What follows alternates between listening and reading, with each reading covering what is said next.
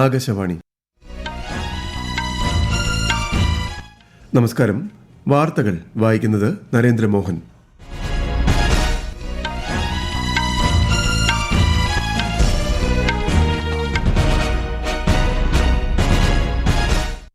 പ്രധാന വാർത്തകൾ.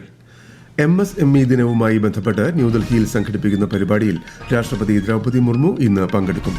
ഇന്ത്യയ്ക്ക് അഭിമാനമായി ശുഭാൻശു ശുക്ല. ആക്സിയം 4 ദൌത്യത്തിന്റെ ഭാഗമായ യാത്രികർ അന്താരാഷ്ട്ര ബഹിരാകാശ നിലയത്തിൽ. ബാങ്കിംഗ് പേഴ്സണൽ സെലക്ഷൻ ഇൻസ്റ്റിറ്റ്യൂട്ട് നടത്തുന്ന പരീക്ഷകളിൽ ഉദ്യോഗാർത്ഥികളുടെ തിരിച്ചറിയൽ പരിശോധനയ്ക്കായി ആധാർ ഉപയോഗിക്കാൻ കേന്ദ്ര സർക്കാർ അനുമതി നൽകി. ആഗോള പ്രതിസന്ധികൾക്കിടയിലും രാജ്യത്തെ IT മേഖല മെച്ചപ്പെട്ട വളർച്ച നേടിയതായി റിസർവ് ബാങ്ക് ഓഫ് ഇന്ത്യ. കേരളത്തിൽ അതിതീവ്ര മഴയ്ക്ക് സാധ്യതയെന്ന് കാലാവസ്ഥാ മുന്നറിയിപ്പ്. 5 ജില്ലകളിൽ ഓറഞ്ച് ജാഗ്രത. 7 ജില്ലകളിൽ വിദ്യാഭ്യാസ സ്ഥാപനങ്ങൾക്ക് ഇന്ന് അവധി. നിലമ്പൂർ MLA ആയി ആര്യാടൻ ഷൌക്കത്ത് ഇന്ന് സത്യപ്രതിജ്ഞ ചെയ്യും. വാർത്തകൾ വിശദമായി. MSME ദിനവുമായി ബന്ധപ്പെട്ട് ന്യൂഡൽഹിയിൽ സംഘടിപ്പിക്കുന്ന MSME ദിനം ഉദ്യമി ഭാരത് പരിപാടി രാഷ്ട്രപതി ദ്രൗപദി മുർമു ഇന്ന് ഉദ്ഘാടനം ചെയ്യും. സൂക്ഷ്മ ചെറുകിട ഇടത്തരം സംരംഭങ്ങളുടെ ഉന്നമനവും പങ്കാളിത്തവും കണക്കിലെടുത്താണ് എല്ലാ വർഷവും ജൂൺ 27 MSME ദിനമായി ആഘോഷിക്കാൻ ഐക്യരാഷ്ട്രസഭ ആഹ്വാനം ചെയ്തത്. സുസ്ഥിര വളർച്ചയുടെയും നവീകരണത്തിന്റെയും ചാലകശക്തിയായി MSMEകളുടെ പങ്ക് ഉയർത്തുക എന്നതാണ് ഈ വർഷത്തെ പ്രമേയം. കേന്ദ്രമന്ത്രിമാരായ ജിതിൻ റാം മാഞ്ചി, ശോഭ കരന്തലാജെ തുടങ്ങിയവർ പങ്കെടുക്കും. സൂക്ഷ്മ ചെറുകിട സംരംഭങ്ങൾക്ക് വായ്പാ പിന്തുണ നൽകുന്ന ക്രെഡിറ്റ് ഗ്യാരണ്ടി ഫണ്ട് ട്രസ്റ്റ് 25 വർഷം പൂർത്തിയാക്കിയതിന്റെ സ്മരണയ്ക്കായി രാഷ്ട്രപതി പ്രത്യേക തപാൽ സ്റ്റാമ്പ് പുറത്തിറക്കും. മന്ത്രാലയത്തിന്റെ പുതിയ ഓൺലൈൻ തർക്ക പരിഹാര പോർട്ടലും രാഷ്ട്രപതി അനാച്ഛാദനം ചെയ്യും. അന്താരാഷ്ട്ര ബഹിരാകാശ നിലയത്തിലെത്തുന്ന ആദ്യ ഇന്ത്യക്കാരനായി ചരിത്രം കുറിച്ച് ശുഭാൻശു ശുക്ല. ശുഭാൻശു ശുക്ല അടക്കമുള്ള 4 പേരെ വഹിച്ചുകൊണ്ടുള്ള ആക്സിയം 4 ദൌത്യപേടകം ഇന്നലെ അന്താരാഷ്ട്ര ബഹിരാകാശ നിലയത്തിൽ ഡോക്ക് ചെയ്തു. പിന്നാലെ സഞ്ചാരികൾ നടപടിക്രമങ്ങൾ പൂർത്തിയാക്കി നിലയത്തിലേക്ക് പ്രവേശിച്ചു. രാകേഷ് ശർമ്മയ്ക്ക് ശേഷം 4 പതിറ്റാണ്ടുകൾക്കിപ്പുറം ബഹിരാകാശത്തെത്തുന്ന ആദ്യ ഇന്ത്യക്കാരൻ കൂടിയാണ് ശുഭാൻശു. ഇന്ത്യൻ വ്യോമസേനയിലെ ഗ്രൂപ്പ് ക്യാപ്റ്റനായ ശുഭാൻശു ശുക്ല ആക്സിയം 4 ദൌത്യത്തിന്റെ മിഷൻ പൈലറ്റാണ്. 14 ദിവസത്തെ പര്യവേഷണത്തിനായാണ് ആക്സിയം 4 ദൌത്യസംഘം ബഹിരാകാശ നിലയത്തിൽ എത്തിയത്. അന്താരാഷ്ട്ര ബഹിരാകാശ സ്റ്റേഷനിലേക്കുള്ള പ്രയാണം പൂർത്തിയാക്കിയ ആക്സിയം 4 ദൌത്യസംഘത്തെ അഭിനന്ദിച്ച് കേന്ദ്ര ശാസ്ത്ര സാങ്കേതിക മന്ത്രി ജിതേന്ദ്ര സിംഗ്. 14 ദിവസത്തെ സംയുക്ത ബഹിരാകാശ ദൌത്യം ലോകം ഉറ്റുനോക്കുകയാണെന്നും ശ്രീ ജിതേന്ദ്ര സിംഗ് പറഞ്ഞു. ബഹിരാകാശ ദൌത്യങ്ങളിൽ ഇന്ത്യ നിർണായക സംഭാവനകളാണ് നൽകിയിട്ടുള്ളതെന്നും അദ്ദേഹം പറഞ്ഞു.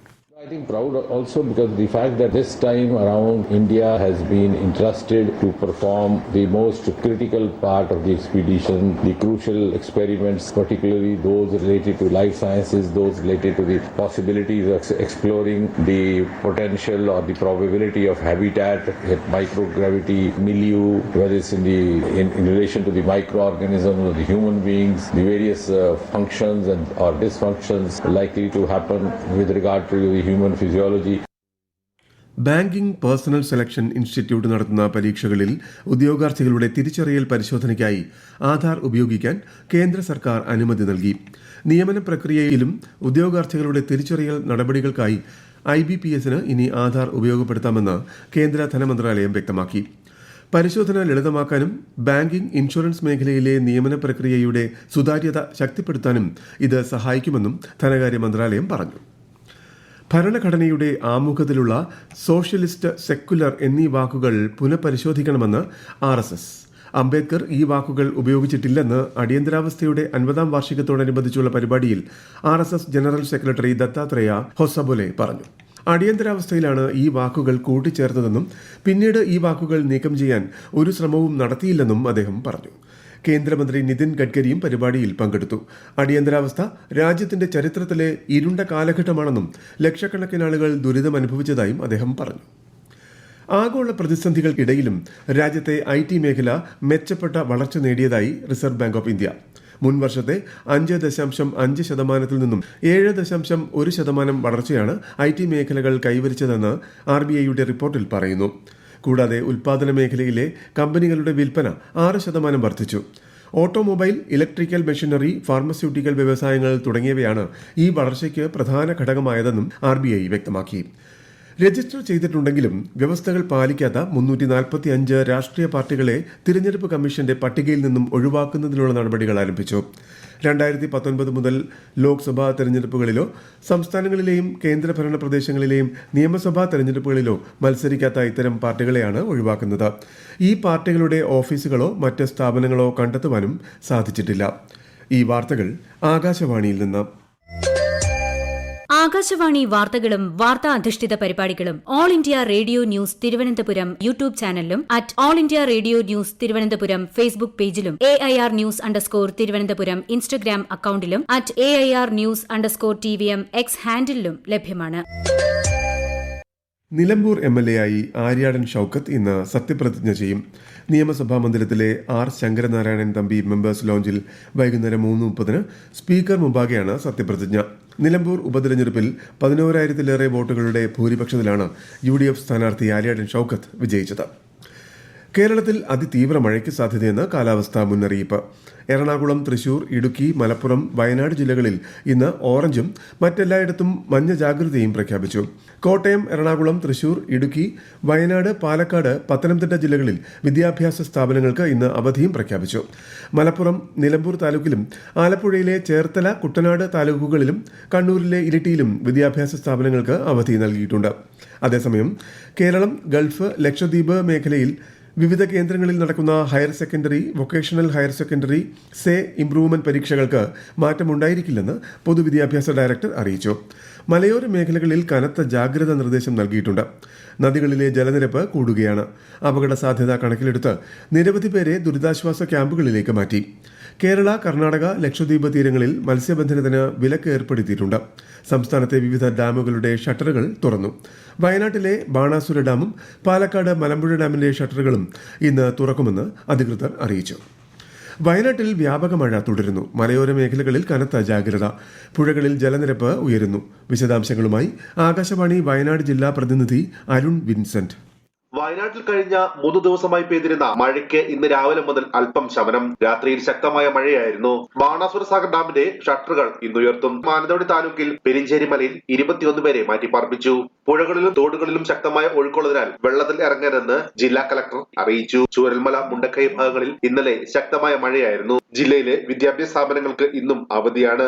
താഴ്ന്ന പ്രദേശങ്ങൾ മിക്കതും വെള്ളപ്പൊക്ക ഭീഷണിയിലുമാണ്. വ്യാപകമായ രീതിയിൽ കൃഷിനാശവും ഉണ്ടായി. ഇന്ത്യയുമായി വളരെ സുപ്രധാനമായ ഒരു കരാറിൽ ഉടൻ ഒപ്പുവയ്ക്കുമെന്ന് US പ്രസിഡന്റ് ഡൊണാൾഡ് ട്രംപ് പറഞ്ഞു. ചൈനയുമായി ഒരു കരാർ ഒപ്പിട്ടിട്ടുണ്ടെന്നും പ്രസിഡന്റ് ട്രംപ് ഇന്നലെ സൂചിപ്പിച്ചു. മറ്റ് രാജ്യങ്ങളുമായി ഇത്തരം കരാറുകൾ ഉണ്ടാക്കില്ലെന്നും അദ്ദേഹം വ്യക്തമാക്കി. We're having some great deals. We have one coming up, maybe with India, very big one, where we're going to open up India. In the China deal, we're starting to open up China, things that never really could have happened. And the relationship with every country has been very good. ആണവ കേന്ദ്രങ്ങൾക്ക് നേരെയുള്ള ആക്രമണങ്ങളിൽ നിന്നും അമേരിക്കയ്ക്ക് കാര്യമായ ഒരു നേട്ടവും ഉണ്ടായില്ലെന്ന് ഇറാന്റെ പരമോന്നത നേതാവ് അയത്തുള്ള അലി ഖമനേയി. ഖത്തറിലെ അമേരിക്കൻ വ്യോമത്താവളത്തിനെതിരായ തിരിച്ചടി കനത്ത പ്രഹരമാണെന്നും ഇസ്രായേലുമായി വെടിനിർത്തൽ കരാർ ഒപ്പിട്ട ശേഷമുള്ള ആദ്യ പൊതുപരിപാടിയിൽ ഖമനേയി പറഞ്ഞു. അതേസമയം ആക്രമണം ഇറാന്റെ ആണവ പദ്ധതിയെ സാരമായി ബാധിച്ചെന്ന് US പ്രതിരോധ സെക്രട്ടറി പീറ്റ് ഹെക്സത്ത് അവകാശപ്പെട്ടു. ഓപ്പറേഷൻ സിന്ധുവിലൂടെ ഇതുവരെ 3426 ഇന്ത്യൻ പൌരന്മാരെ ഇറാനിൽ നിന്നും നാട്ടിലേക്ക് തിരിച്ചെത്തിച്ചു. 11 OCI കാർഡ് ഉടമകളെയും ഏതാനും നേപ്പാൾ, ശ്രീലങ്കൻ പൌരന്മാരെയും ഇന്ത്യക്കാരന്റെ ഭാര്യയായ ഒരു ഇറാൻ സ്വദേശിനിയെയും ഒഴിപ്പിച്ചതായി വിദേശകാര്യ മന്ത്രാലയം അറിയിച്ചു. ഇസ്രായേലിൽ നിന്നും ഇതുവരെ 818 പൌരന്മാരെ ഒഴിപ്പിച്ചതായി മന്ത്രാലയ വക്താവ് രൺധീർ ജയ്സ്വാൾ പറഞ്ഞു. ഒഡീഷയിലെ ഭുവനേശ്വറിൽ നടന്ന 78ാമത് സീനിയർ നാഷണൽ അക്വാറ്റിക്സ് ചാമ്പ്യൻഷിപ്പിൽ 400 മീറ്റർ വ്യക്തിഗത മെഡ്ലയിൽ കർണാടകയുടെ ഷോൺ ഗാംഗുലിക്ക് മീറ്റ് റെക്കോർഡോടെ സ്വർണം. മധ്യപ്രദേശിന്റെ അദ്വൈത് 2ാം സ്ഥാനത്തും ഗുജറാത്തിന്റെ നെഹ്റ 3ാം സ്ഥാനത്തുമെത്തി. പ്രധാന വാർത്തകൾ വീണ്ടും. MSME ദിനവുമായി ബന്ധപ്പെട്ട് ന്യൂഡൽഹിയിൽ സംഘടിപ്പിക്കുന്ന പരിപാടിയിൽ രാഷ്ട്രപതി ദ്രൗപദി മുർമു ഇന്ന് പങ്കെടുക്കും. ഇന്ത്യയ്ക്ക് അഭിമാനമായി ശുഭാൻശു ശുക്ല. ആക്സിയം 4 ദൌത്യത്തിന്റെ ഭാഗമായ യാത്രികർ അന്താരാഷ്ട്ര ബഹിരാകാശ നിലയത്തിൽ. ബാങ്കിംഗ് പേഴ്സണൽ സെലക്ഷൻ ഇൻസ്റ്റിറ്റ്യൂട്ട് നടത്തുന്ന പരീക്ഷകളിൽ ഉദ്യോഗാർത്ഥികളുടെ തിരിച്ചറിയൽ പരിശോധനയ്ക്കായി ആധാർ ഉപയോഗിക്കാൻ കേന്ദ്ര സർക്കാർ അനുമതി നൽകി.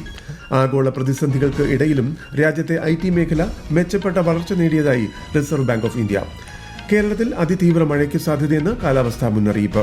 5 ജില്ലകളിൽ ഓറഞ്ച് ജാഗ്രത. 7 ജില്ലകളിൽ വിദ്യാഭ്യാസ സ്ഥാപനങ്ങൾക്ക് ഇന്ന് അവധി. നിലമ്പൂർ MLA ആയി ആര്യാടൻ ഷൌക്കത്ത് ഇന്ന് സത്യപ്രതിജ്ഞ ചെയ്യും. വാർത്തകൾ കഴിഞ്ഞു. അടുത്ത വാർത്താ പ്രക്ഷേപണം ഉച്ചയ്ക്ക് 12:30.